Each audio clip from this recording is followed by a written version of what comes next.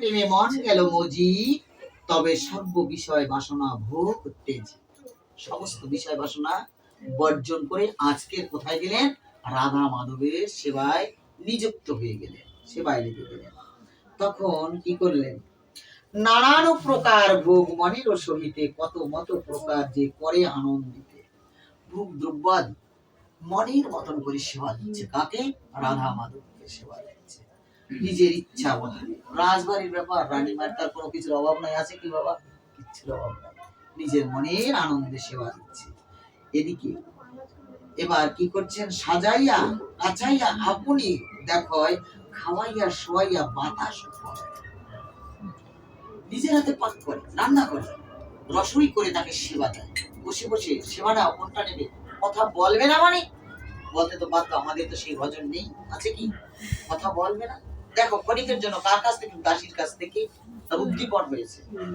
উদ্দীপনটা কিভাবে হয়েছে? তো উদ্দীপন হয়েছে, এখন তুমি সেবা নেবা না মানে? রান্না করে নিয়েছে, বসো সেবা করো। সেবা করতে বাধ্য, যুগল সেবা দিচ্ছে এবং তাকে বাতাস দিচ্ছে, বাতাস দিচ্ছে। এবার কি করলেন?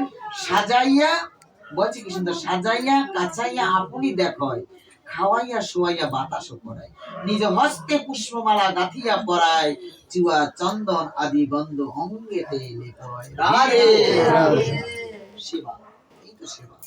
সেবা কাউকে কেউ শিখাতে পারে না, নিজের যদি উদ্দীপন না থাকে কেউ শিখাতে পারে না, নিজের চেষ্টা লাগবে।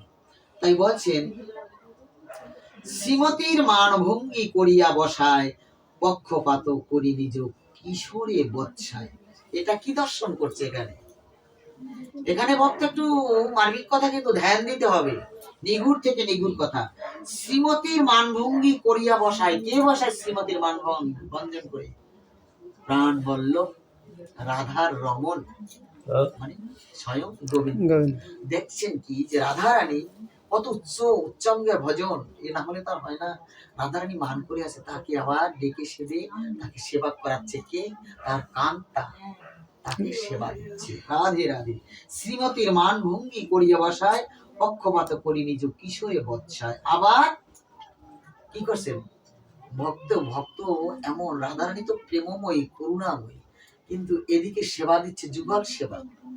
যুগল সেবা দিচ্ছে কে? রানীমা সেবা দিচ্ছে, কিন্তু আবার বলছে পক্ষপাত করি নিজ কিশোরে বৎসায়।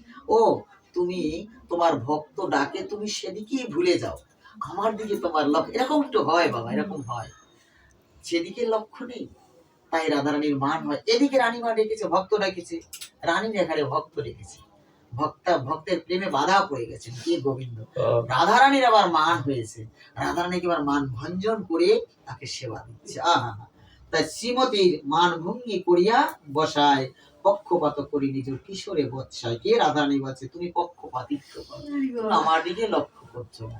আহা, রাধে রাধে। পুনর্বার শ্রীবদন মলিন দেখিয়া, পেরিরে সাদয় সুকুমারে হইয়া। কি বলছে?